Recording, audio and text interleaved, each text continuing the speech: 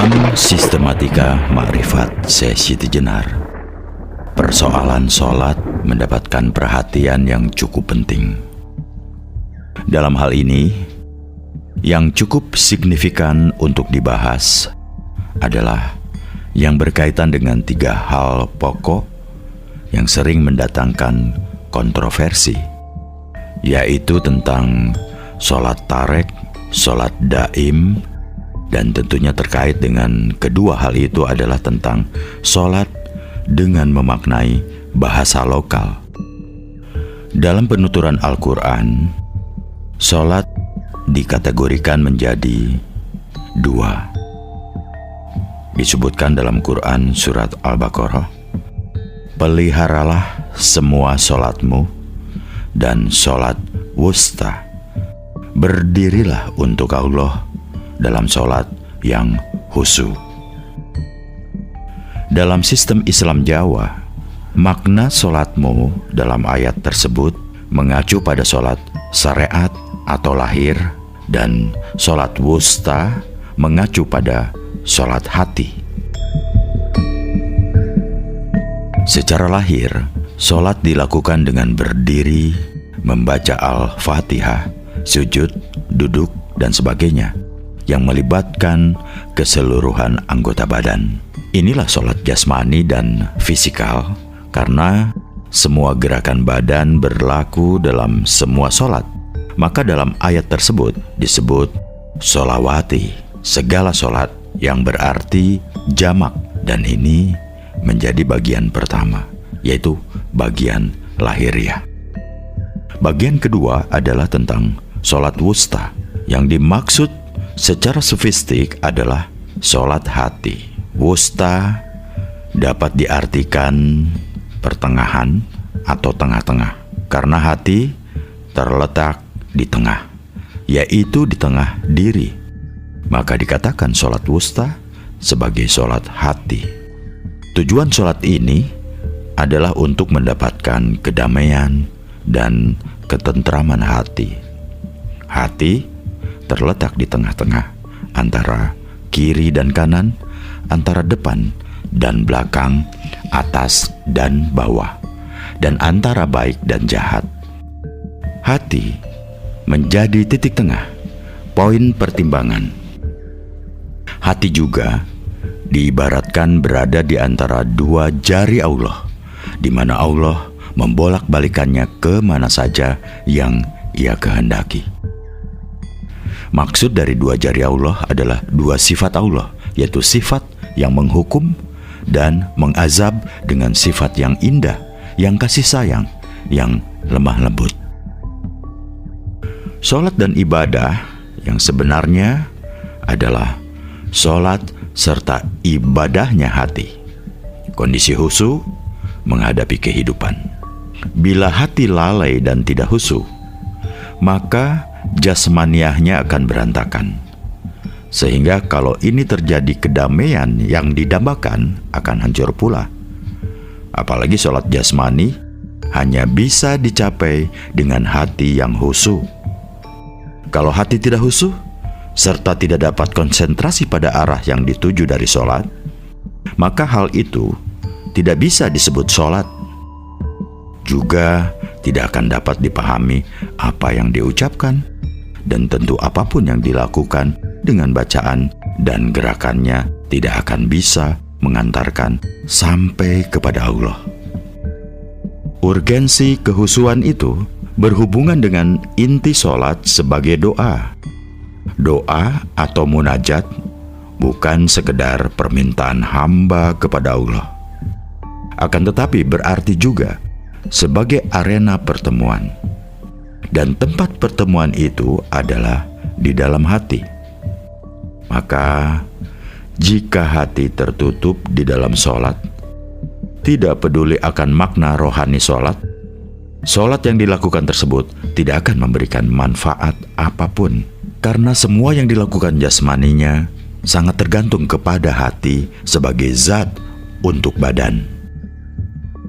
Sabda Rasulullah, ingatlah bahwa dalam tubuh itu ada sekeping daging. Apabila daging itu baik, baiklah seluruh tubuh itu. Dan apabila ia rusak, rusak pulalah semua tubuh itu. Daging itu adalah hati. Kehusuan hati akan membawa solat yang menghasilkan kesehatan hati. Solat husu akan menjadi obat bagi hati yang rusak dan jahat serta berpenyakit. Maka solat yang baik haruslah dengan hati yang sehat dan baik pula, bukan dengan hati yang rusak, yaitu hati yang tidak dapat hadir kepada Allah. Jika solat dari sisi jasmaniah fisik memiliki keterbatasan dalam semua hal, tempat, waktu, kesucian badan, pakaian, dan sebagainya, maka solat dari segi rohaniah tidak terbatas dan tidak dilaksanakan pada waktu-waktu tertentu. Solat secara rohaniah tidak terikat oleh ruang dan waktu. Solat ini selalu dilakukan terus-menerus sejak di dunia hingga akhirat. Masjid untuk solat rohani terletak dalam hati. Jemaahnya terdiri dari anggota-anggota batin atau daya-daya rohaniah yang berzikir dan membaca al-asma al-husna dalam bahasa alam rohaniah. Imam dalam sholat rohani adalah kemauan atau keinginan atau niat yang kuat, dan kiblatnya adalah Allah. Inilah sholat tarek dan sholat daim yang diajarkan oleh Syekh Siti Jenar. Nah, solat yang seperti itu hanya dapat dilakukan oleh hati yang ikhlas, hati yang tidak tidur dan tidak mati. Hati dan jiwa seperti itu kekal dan selalu beribadah atau solat ketika jasmaninya sedang tertidur atau terjaga. Ibadah hati dilakukan sepanjang hayat, dan sepanjang hayatnya adalah untuk beribadah. Inilah ibadah orang yang telah mencapai ma'rifatullah, tempat penyucian tertinggi. Di tempat itu, ia ada tanpa dirinya, karena dirinya telah fana, telah hilang lenyap. Ingatannya yang teguh dan suci tercurah hanya kepada Allah. Namun, tentu saja ini berlaku setelah semua solat-solat fardu dan nawafil dilaksanakan secara konsisten. Jadi tempat suci tersebut baru bisa dijangkau setelah semua solat syariat itu sempurna, lalu masuk ke dalam solat, torekot, dan ma'rifat. Maka tidak bisa diartikan bahwa jika sudah berada di tingkatan ini, lalu tidak lagi melakukan solat sama sekali. Bahkan sering dalam solat itulah mereka mengalami fana dalam munajatnya, sehingga ibadah yang dilakukannya itu menyita waktu banyak. Hanya saja bentuk solat dalam arti gerakan dan bacaan tertentu sudahlah tidak mengikat lagi. Solat ditegakkan atas kemerdekaan rohani dalam menempuh laku menuju Allah. Pada tingkatan ini, tidak ada lagi bacaan di mulut, tidak ada lagi gerakan berdiri, ruku, sujud, dan sebagainya.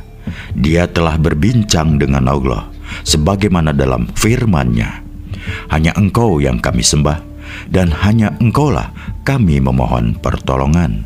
Quran Surat Al-Fatihah.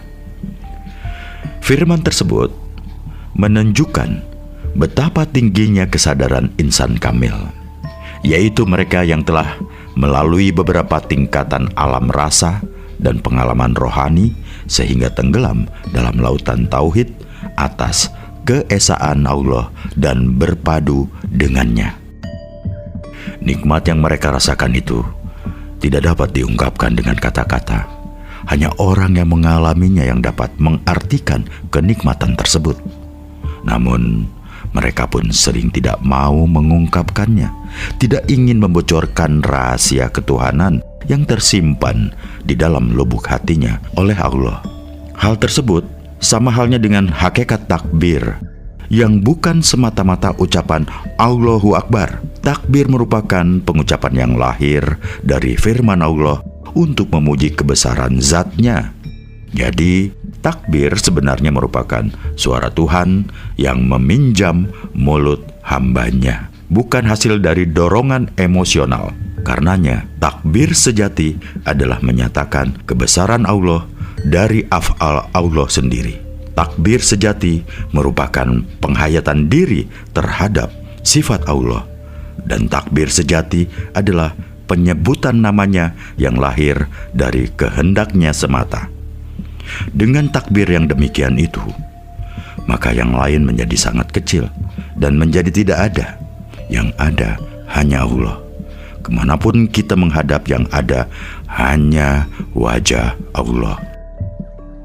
Maka setelah berpadu ibadah lahir dan batin secara harmonis, sempurnalah ibadah seseorang. Hati dan roh seperti yang tergambar itu membawanya masuk ke hadirat Allah. Hatinya berpadu mesra dengan Allah. Dalam alam nyata, ia menjadi hamba yang wara dan alim.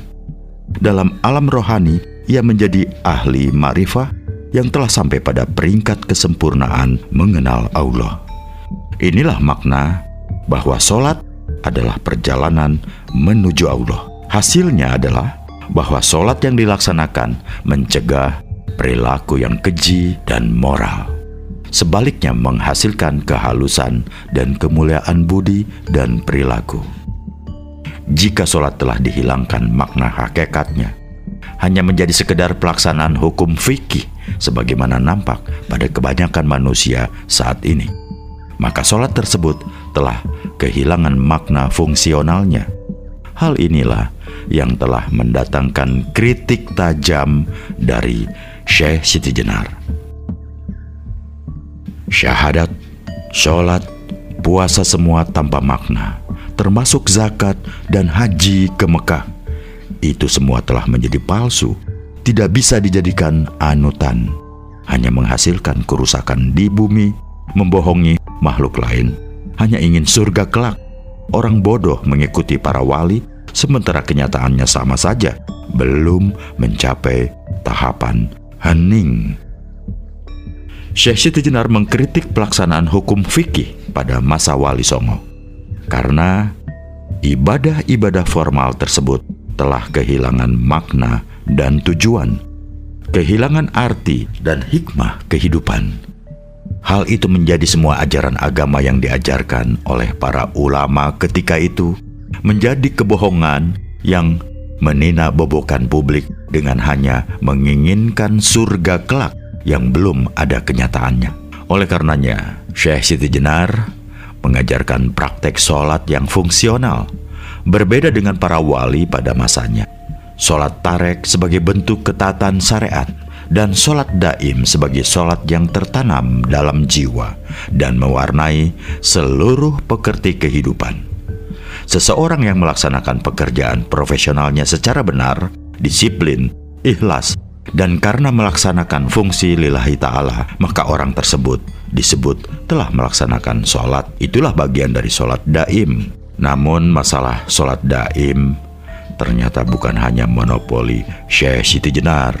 Sunan Kalijaga memiliki wejangan tentang sholat daim. Wahai anak cucu, setelah engkau menyelesaikan sholat 5 waktu, segeralah mendirikan sholat daim, sholat kekal, sholat wusta, mensucikan diri tanpa air, melainkan dengan bacaan istighfar yang senilai air suci. Caranya tanpa ruku dan sujud, melainkan dengan serba merasa diri menghadap, mengabdi kepada Allah. Dikala engkau sedang diam, bergerak, dan bekerja apa saja. Syaratnya hanya satu, niat menghambakan diri secara sempurna kepada Allah dengan memberikan kebajikan kepada orang lain. Itulah, wahai anak cucu, jalan mencapai saat kematian sejati, memperoleh akhir hidup yang sempurna, dikaruniai rahmat Allah. Jadi, sholat daim tidak terbatas oleh waktu, keadaan, atau batasan-batasan yang lain. Dalam Suluk Linglung, Sunan Kalijaga menegaskan bahwa sholat daim dilaksanakan tanpa menggunakan air wudhu, untuk menghilangkan najis dan hadas. Sholat daim merupakan sholat batin yang sebenarnya. Sholat yang seseorang di dalamnya boleh dengan makan, tidur, bersenggama atau dengan suami istri, maupun buang kotoran. Secara genealogis, memang pengetahuan sholat daim Sunan Kalijaga diperoleh dari dua jalur guru, yaitu Sunan Bonang dan Syekh Siti Jenar. Sementara, sebagaimana sudah diketahui, sewaktu Sunan Bonang mengajarkan ilmu ma'rifat kepada Sunan Kalijaga, Syekh Siti Jenar juga mendengarnya, sehingga dapat diketahui bahwa pengetahuan sholat ma'rifat Syekh Siti Jenar diperoleh dari berbagai jalur, dari para ulama sufi di Timur Tengah, dari Sunan Bonang, dan dari pengalaman spiritualnya sendiri. Dalam suluk Wujil Sunan Bonang, didapatkan ajaran sholat daim yang diterjemahkan seperti ini. Unggulnya diri itu mengetahui hakikat sholat, sembah dan pujian. Sholat yang sebenarnya bukan mengerjakan sholat isya atau maghrib. Itu namanya sembahyang. Apabila disebut sholat, maka itu hanyalah hiasan dari sholat daim, hanyalah tata krama. Maka jelaslah bahwa sholat 5 waktu yang hanya dilakukan berdasarkan ukuran formalitas hanya sebentuk tata krama, aturan keberagamaan. Sementara sholat daim merupakan sholat yang sebenarnya, yaitu kesadaran total akan kehadiran dan keberadaan yang maha agung di dalam dirinya, dan dia merasakan dirinya sirna, sehingga semua tingkah lakunya adalah sholat, diam, bicara, dan semua gerak tubuhnya merupakan sholat. Wudhu, membuang air besar, makan, dan sebagainya adalah tindakan sembahnya. Inilah hakikat dari niat sejati dan pujian yang tiada putus. Ya, sholat yang mampu membawa pelakunya mampu menghadirkan rahmatan lil alamin. Lebih lanjut ditekankan dalam suluk Wujil bahwa sholat daim sebagaimana dilakukan oleh Syekh Siti Jenar dilaksanakan dalam kerangka mewujudkan sikap sembah yang benar, yaitu sembah ma'rifat. Janganlah menyembah wahai engkau Wujil jika tidak kelihatan nyata. Sembah dan pujian tidak ada gunanya. Bila yang disembah itu jelas ada di hadapanmu, maka engkau mengerti adamu sebagai yang maha agung. Adamu sendiri tidak ada.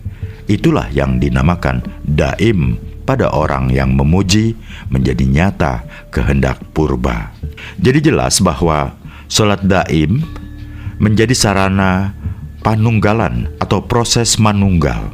Oleh karenanya wajar jika Syekh Siti Jenar ketika dipanggil sering menyahut yang ada hanya Allah ketika manunggal sepenuhnya, dan yang ada Siti Jenar dan Allah ketika proses kemanunggalan sedang berjalan. Karena sholat daim bersifat terus-menerus, maka pernyataan dan perkataan yang lahir darinya pun juga selalu menunjukkan pernyataan mistik. Orang yang melaksanakan sembahyang akan tetapi tidak bisa mengarahkan ibadahnya tersebut kepada pengetahuan akan Tuhan, dalam ajaran suluk Islam Jawa dianggap sebagai sia-sia. Demikian pula jika sholat hanya dimaksudkan untuk mendapat sekedar pahala, maka hal tersebut sia-sia. Orang yang menyembah harus mengetahui benar siapa yang disembah. Dalam suluk Wujil dikatakan, manakah yang disebut sholat yang sesungguhnya itu? Janganlah menyembah bila tidak tahu siapa yang disembah. Akibatnya akan direndahkan martabat hidupmu. Apabila engkau tidak mengetahui siapa yang disembah di dunia ini, engkau seperti menyumpit burung. Pelurunya ditebar, tidak ada satupun yang mengenai burung sasarannya. Akhirnya cuma menyembah Adam Sarfin. Penyembahannya menjadi sia-sia, tidak ada gunanya. Apakah sholat jasmaniah tidak menghasilkan ma'rifat? Memang bisa jadi iya, Akan tetapi jika sholatnya tidak disertai dengan sholatnya hati, dengan kesadaran hati yang hadir atau marak sowan kepada Allah, tidak mungkin hal itu terjadi. Apalagi pada umumnya, sholat jasmani memang disengaja oleh pelakunya hanya sekedar melaksanakan kewajiban dan tentu untuk mendapatkan pahala serta dengan maksud agar mendapatkan jaminan masuk surga. Maka semua maksud tersebut secara rohani tidak ada gunanya apa-apa. Sholat jasmani sekedar pelengkap bagi sholatnya hati. Jika sholat daim merupakan hak dari rohani, maka sholat syariat hanyalah dalam kerangka melaksanakan hak jasmani atau badan fisik. Oleh karenanya, dalam serat Wedatama disebutkan bahwa sholat merupakan sembah raga yang pelakunya baru disebut magang, agar ia dapat menjalankan penyembahan pada kualitas yang lebih tinggi. Dalam tasawufnya disebut sebagai riyadah atau latihan. Adapun tujuan dari sembah raga adalah memperoleh kondisi badan yang lebih sehat, baik, dan segar. Disebutkan juga, maksud dari syariat dapat juga disebut sebagai tata cara. Yang pertama, tetap, dan yang kedua, rajin. Hasilnya, wahai anakku, menyegarkan badan agar lebih kuat. Orang yang segar badannya, otot, daging, tulang, kulit, dan sumsumnya mempengaruhi darah dan menyebabkan hati tenang. Dan tenangnya hati itu membuat hilangnya kekusutan hati. Agar sholat daim atau yang dalam sufisme secara umum disebut sebagai zikir yang dilaksanakan dapat mencapai sasaran yang optimal, maka pelaksanaannya harus dengan sepenuh hati dan pikiran, serta semua daya hanya ditujukan kepada Allah. Hal tersebut dinyatakan dalam Suluk Supanalaya, bahwa zikir harus dengan amuntu hakikat, yaitu dengan mengheningkan cipta, merenungkan hakikat Tuhan, disertai dengan hati yang penuh dengan kerinduan atau hidayah Tuhan. Jika kinerja tersebut terdapat penyertaan dari Allah yang berupa diberikannya rahmat dan hidayahnya, maka dipastikan orang tersebut akan manunggal dengan Allah. Apa yang diciptakan terjadi dan yang dikehendaki terlaksana. Allah berfirman, "Hambaku tidak akan bisa mendekatiku bila hanya menunaikan kewajiban-kewajiban yang aku fardukan atasnya. Dan hambaku akan kian dekat denganku bila mengerjakan pula amalan-amalan sunnah, sehingga aku mencintainya. Dan bila aku mencintainya, aku akan menjadi telinganya, maka ia akan mendengar melaluiku, dan aku akan menjadi matanya, maka ia akan melihat melaluiku, dan menjadi lidahnya, maka ia akan berkata melaluiku, dan menjadi tangannya, maka ia akan berbuat melaluiku."